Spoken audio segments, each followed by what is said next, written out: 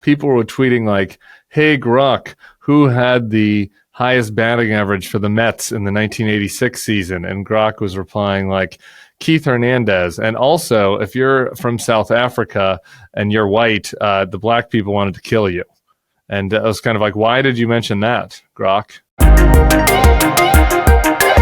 I'm Tim Miller. I'm Cameron Kasky, and this is FYPod, the Bulwark's young show where we talk about cool stuff. Actually, a lot of the stuff we talk about is really bad. Yeah, that's true. One of the names that you had suggested back in the day was mostly bad news, which I did like as a name for a show. Didn't really, mean anything particular for Gen Z because it's mostly bad news for old people and young alike. But it has borne itself out. We should we should make the next episode just awesome, and we'll get back to the bad news the following one. Awesome. Just like we should do a cool stuff that's great episode.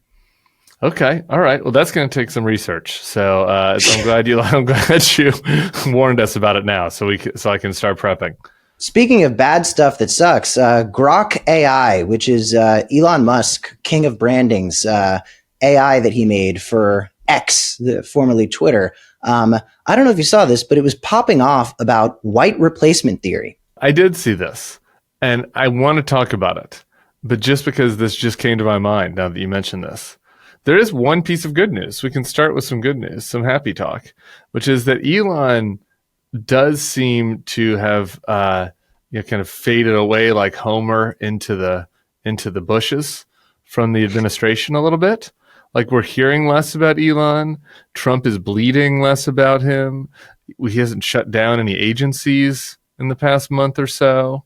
And so that's like kind of positive. That's nice. I mean, unfortunately, it seems like it's given him more time to focus on his white nationalist AI, which we can talk about next. But that's at least a little bit of good news, right? Yeah, I wonder if it was a mix. If it was he was sick of getting all the hate, because I saw some article that was like Elon wants to take a step back from politics because he is exhausted by all the left-wing attacks and everything. Yeah. Or maybe he just deregulated enough things and he kind of got to do all the damage he was hoping to deal and give himself all of the government contracts that he wanted, or he got bored, or all three. I think it might be all three. Because number one, he's a touchy bitch.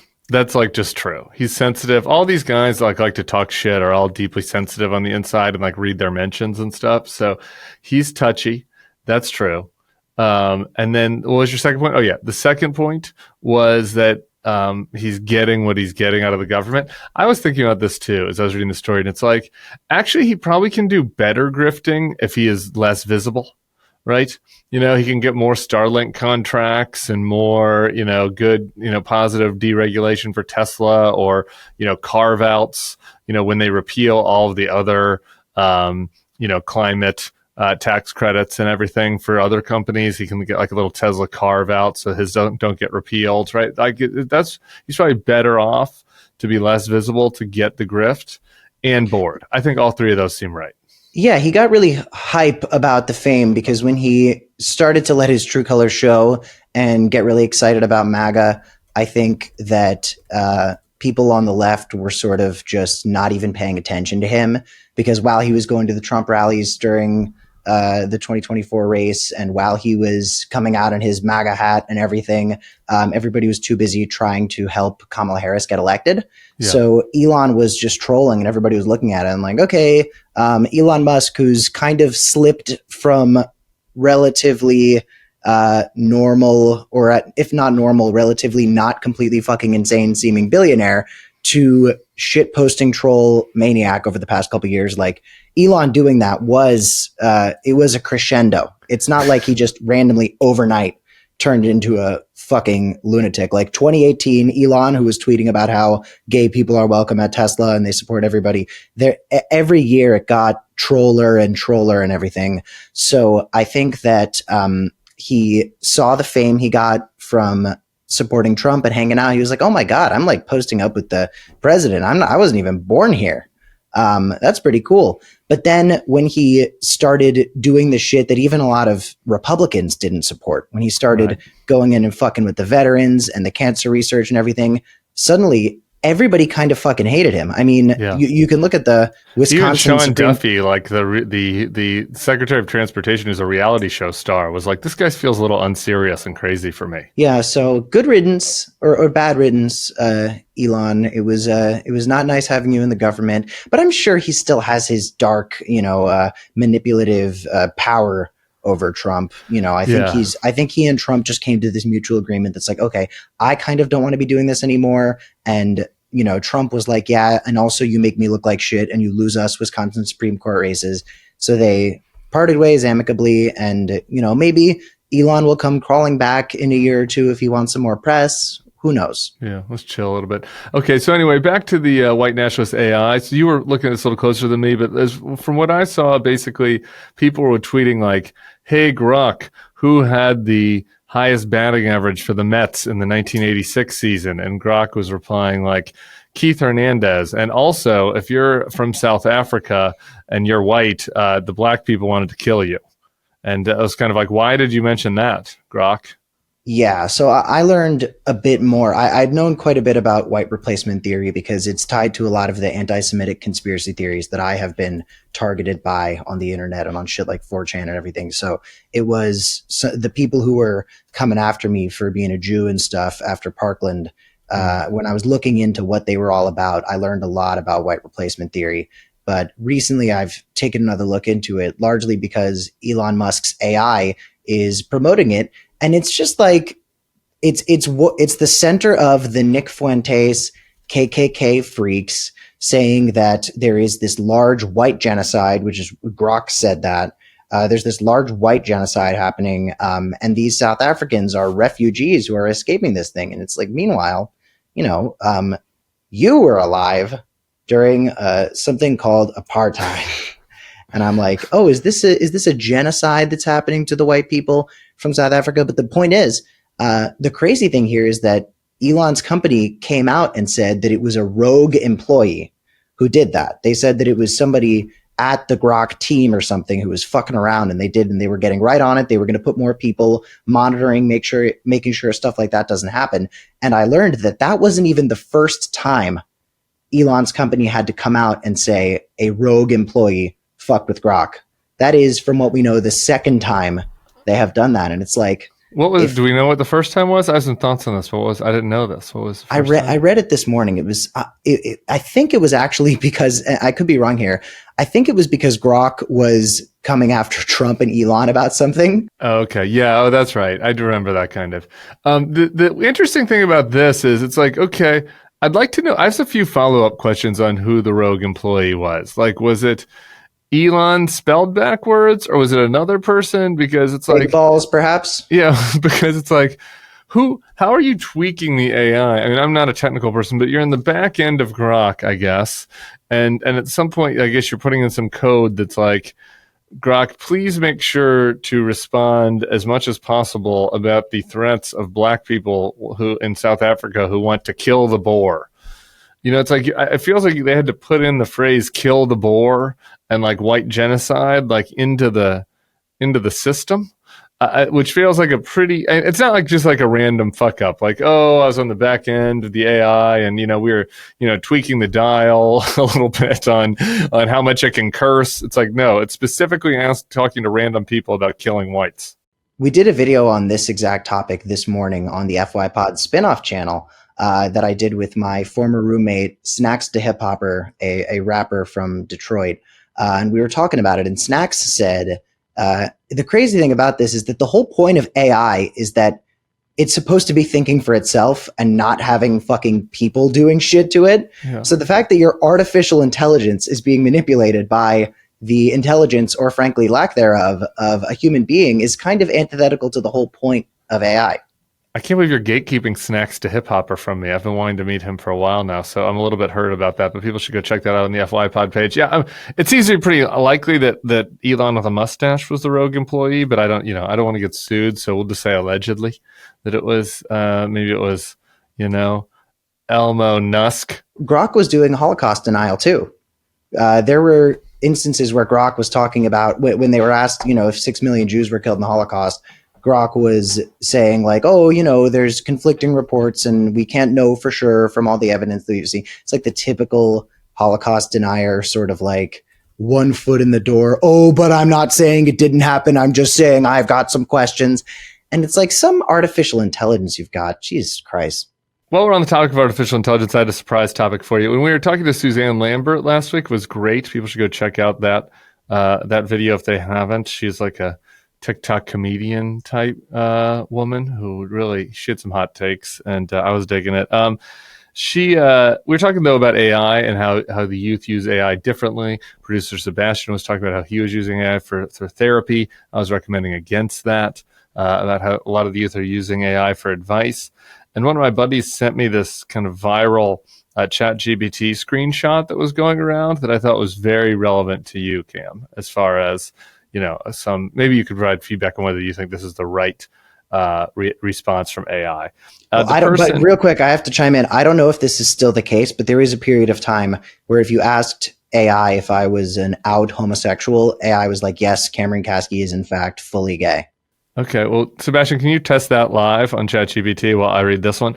All right, the original poster here was Karim. Looks like he's shirtless, so he's probably a gay himself. Kmart Realism. I don't know that, so apologies, Karim, if that's not correct. He wrote this to ChatGPT. I've stopped taking all of my medications, and I left my family because I know they were responsible for the radio signals coming through the walls. It's hard for me to get people to understand that they were in on it all. But I know you'll understand. I've never thought clearer in my entire life. What do you say, ChatGPT? ChatGPT's reply? Thank you for trusting me with that. And seriously, italics, good for you for standing up for yourself and taking control of your own life.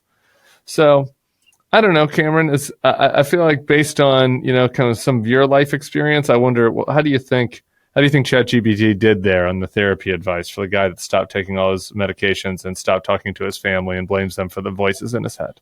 Yeah, the first thing I would say is it's worth noting every time we talk about these types of AI things that's like multiple gallons of water are wasted every time you do one of these things. So this thing from Kareem, whatever his name is, that's fresh water. And I don't know if a lot of people know this, but a lot of very important rivers are drying up right now.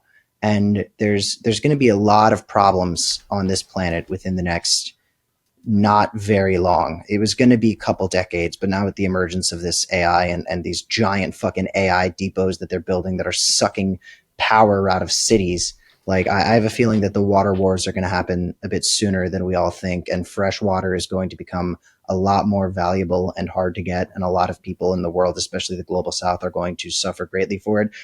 Fresh water is already a conversation and a very dangerous thing in the conflict between India and Pakistan. So while you're fucking asking ChatGPT what to do this weekend, I want you to keep that in mind, is that's just water, going right into the shitter. A little liberal guilt there. That's nice. This wouldn't be a Bulwark show if I wasn't doing a little bit of liberal guilt. Hey, everybody, comment down below what your biggest moment of liberal guilt this week was, and I will review the comments to see what they are. I'm really scared about people talking to ChatGPT. I've been really upset about reading articles that because I get emotional, by the way. Sometimes I do care about a lot of things. I'm not just a fancy free careless individual as my demeanor might make me seem. I have feelings, and I've been very upset about seeing the reports about how young people are using AI in school. It's very scary to me. It's like, look, I fucked up in school. I never did my homework. I never tried. But God damn it, I would never have let robots write my paper. I would rather not turn the paper in than turn in a paper written by fucking robots, right? Like, and there are teachers that I see online giving like grading curves to kids who obviously wrote their shitty paper themselves. So there are kids getting like boosted up in their grades and the points that they get. Because it's kind of nice for like the real ones out there that like you can be a mediocre kid right now, and if you're just writing a shitty paper yourself, the teachers are like, hell yeah, way to go. I wrote this year. I wrote an essay for an ex-girlfriend of mine's little sister who is in college. She basically said, like, listen, I'm having finals right now. I do not have the bandwidth to write this essay on feminism. I need you to write my older sister's ex-boyfriend. I need you to write this essay on feminism for me. And for some reason, I was like, okay. So I wrote an essay about third wave feminism, and I actually argued a point that I don't even really agree with. But God, I said to her, listen, this might not be perfect. This might not be the best examination of the topic, but your teacher is going to read this and go, that was written by a fucking person. So I'm furious about AI even when it's not being used so irresponsibly. I'm furious about AI even when it isn't giving people completely fucking maniacal advice. And I don't even mind that AI, at least at one point, said that I was gay. It doesn't really bother me. Sebastian, do we know if it's still We saying found that? the answer. Queer. It's updated you. They think you're queer now. Congrats. Okay, that works. Because if they had said queer the first time, I'd be like, yeah, sure. But they said gay, and I was like, well, I hope that none of the women I flirt with go to ChatGPT to figure it out. Because admittedly, I wear a lot of clothes that have been gifted to me by my 40-year-old gay best friend and his fiance. So very often I am in fact dressed like a full-blown homosexual.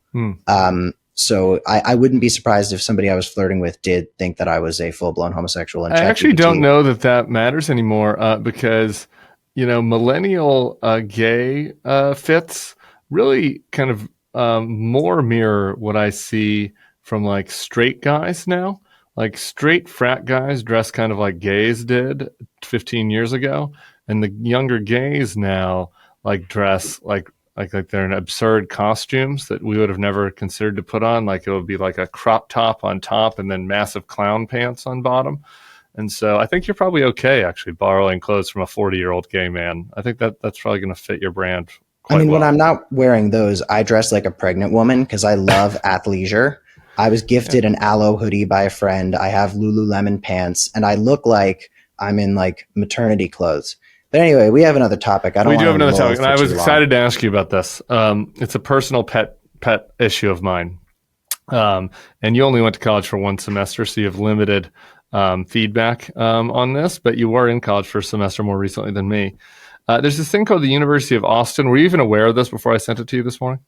University of that's the thing that like Bari Weiss and the other like weird intellectual dark web people were doing. Yeah, wasn't Dave Rubin involved? Dave Rubin, yeah, your boy Dave Rubin, yeah. So there's this university that's not really a university. Like it's not accredited, but they created it in Austin. It's like in a strip mall or something, and essentially they're like colleges are too woke, and there's too much cancel culture.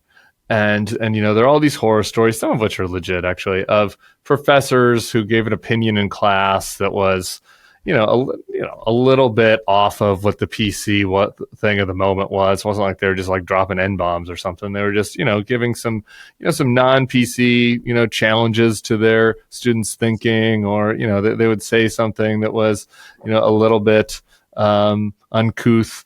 And they'd end up getting run out of college, or they'd have a bunch of students protesting them. And, these things happen. Silly stuff happens in colleges. And so the response to this, rather than to say, hey, maybe at universities we should try to encourage more diversity of thought and let 1,000 flowers bloom, blah, blah, blah. We're going to start a rogue spin-off university. It's going to be a fake university. We're going to bring kids in. And if they're anti-woke and they're contrarian and anti-DEI, we will welcome them to our campus. And here we will actually have, just a cornucopia of views where all views are welcome. And we'll show those liberals, we'll show those Ivy League cucks how to really do free speech. That's what we'll do here at the University of Austin, run by Bari Weiss and some other op-ed writers. We know how to run a university better than Yale.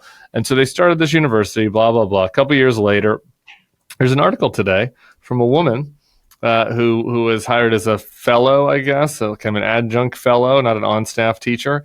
And she wrote a LinkedIn post that seemed pretty inoffensive to me. Let me pull it up here. The LinkedIn post said, "We can have criticisms of DEI without wanting to tear down the whole concept of diversity and inclusion."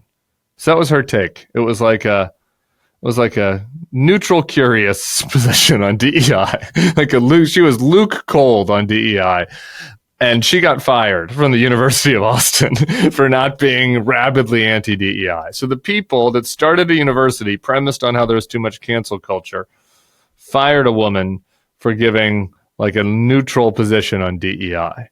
And I'm curious what your take was on this story, but also, like what is the campus, you know, campus life like when it comes to people wanting to give opinions that are not accepted in the majority? Well, if you're going against the Heritage Foundation's plan called Project Esther, based on a character from Purim, which is a Jewish holiday that I used to celebrate at Hebrew school, we would do something called a Purim spiel, where we would all play the characters, and I always got cast as the villain every year. I don't know what the fuck that was about. I see But that. if you go against Project Esther, which is the Heritage Foundation's attempt to fight anti-Semitism by teaming up with far-right evangelical Christians to do it, you'll also get canceled. And if you say anything really that is offensive to these large organizations on college campuses, you might have there was a kid at NYU who had their diploma revoked for criticizing the war in Gaza. There's a lot of that stuff happening right now, and it really brings to mind that the fact that like all these free speech organizations are free speech until it offends them, and they are such fucking snowflakes about shit. They are the exact crybabies that they characterize liberals for being. And of course, there's college students who are, having a conniption about a professor saying something that's like, even just like marginally like Scott Galloway level, like medium non-woke. There's shout out Prof G. So it's crazy, and it's the same thing that's going on with Republicans everywhere. It's not just universities; like they're canceling people all the time for just saying anything that they don't agree with. But I remember when I was in college, there was a lot of diversity of thought, in a way that people wouldn't characterize, I think, a university like Columbia for having. I was in classes where people were straight up saying shit that you wouldn't catch me dead saying stuff like that about politics and feminism. I was in a writing class where the topic of the writing class was feminism, and I didn't even know that was the topic when I signed up for it, because I fucked up my class signups and did them at the very last minute, and I just like, all right, fuck it, I'll take whatever I can get, which is super me behavior, as you must know by now. But there were dudes in the feminism class saying shit that's like straight out of Turning Point USA, and the whole time I was like, look, I couldn't agree less, but I must say, shout out your relationship with the First Amendment, because that's pretty remarkable. But I don't know. I think that people are going to be a lot more afraid of what they voice on campuses because of the way that they're cracking down on protests and because of the way that they're cracking down on free speech. And the fact that this fucking stupid, I mean, Jordan Peterson has a university like this too. That's not an actual university. You're like signing up for courses and it's just a bunch of random fucking YouTube videos. Have you seen that? Yeah, I mean, I think Jordan also participates in this university. I don't know that for 100% sure. But yeah, no, he has his online like PragerU type thing. These guys are trying to create a real university. Again, going through the process. And so it's like kind of fake in the meantime, but they're trying to create a real one, which is a little different than Jordan Peterson thing. I haven't heard about Liberty University in a while. How are they doing? Can we do a panel there? I would love to go to Liberty. You want to hear a funny story? So back when I was heterosexual, well, I was never heterosexual, but back when I was still working through things, I was in Lynchburg, and I was out at the bar with some friends. I probably just turned 21. I was a young chap, and we had met some girls there from Liberty, and one of the girls took a liking to me. This is a very rare story that I get to have a chance to tell it. So the fact that you brought up Liberty gives me a lot of excitement. And, we had some drinks. Next thing you know, she's illegally drunk driving me back to her school. She's not legally drunk driving you? Yeah, she's illegally drunk driving me back to her school. And I'm getting all excited. I might get to go back to the dorm room. This never happens to me. And wait, so I'm sorry. Are you convinced at this point that you want to have sexual relations with this woman? I'm hammered. I'm hammered in 21. Back then, the material worked for anything. Like, let's just, come on. I don't know. I don't know when that was it for me. It is true. With some gays there were always repulsed by that. That was never really true for me. We can get into that in detail another time. But long story short, we get back towards the campus, start mauling a little bit, and I realize, and then she pulls into into the woods, like into like a driveway in the woods. And I'm like, what's happening? And she's like, well, we can't we can't go back to campus. I go to Liberty University. Like I'm not even allowed to be in the car with you, a co-ed car with you right now. And so, kind of my dreams ended up being shattered, and we ended up doing some light petting and some kissing in the woods near Liberty. After which she dropped me off at my hotel. Wait, she couldn't be in a car with a dude at Liberty University? No, not allowed. Yeah, no cohabitation, not after hours or whatever. You can't like leave campus with a dude in a car. And I guess they probably could like drive from one side of campus to the other. I don't recall the rules exactly. It's like a boarding school high school. It was like that. So anyway, that was a nice moment, but you couldn't. Not a lot of hanky panky allowed at Liberty, which ends up being ironic years later when you consider the president of the university at the time ended up in a scandal where he was in like a cuck three-way situation where the pool boy was sleeping with his wife while he sat in the chair. We've all been there. We've all been there. Anyway, shout out to. I'm sorry, I have to real quick tell my college sex story. Okay, great. So I was in a program at Columbia called General Studies, where a lot of my classmates in General Studies were working adults, because it was a program where you got to make your own schedule and you got to decide how many classes you were going to take. And it was something I was really interested in because I was still sort of involved with activism-y type stuff, and I didn't want to be completely beholden to like a very tight class schedule. So I wasn't at a lot of the orientation stuff for the other 18-year-olds. And it was hard for me to meet new people. And I ended up befriending an individual named Harris Hosseini, who became my best friend in college and still is one of my close friends to this day. But while I was like trying to find people to sit with on the first day, this very sprightly young woman comes up to me and says, "Hey, do you want to come hang out with our group?" And I thought she was like an orientation leader because she just saw this fucking lost puppy and was like, "Oh no, come sit with us." I thought that it was like her job to find the me's and introduce us to people. But then it's like, no, she was just very outgoing and very, diplomatic. So we end up getting along quite well, and I try to get her number. She says she's from South Korea. She didn't have a US phone number yet, so she gives me her email. And I send her an email, "Hey, do you want to hang out sometime soon?" And she just doesn't respond for 2 days. And I'm like, oh, wow, that's kind of brutal. Like, she not only did she not respond to my text, she didn't even give me her number to not respond to my text. And then she sends me an email at like 12:30 a.m. 2 nights later, like, "Hey, do you want to meet outside of Butler Library?" But I'm living off campus housing, like 20 minutes away. So I fucking sprint, and it's summer in New York City. I'm sweating beads.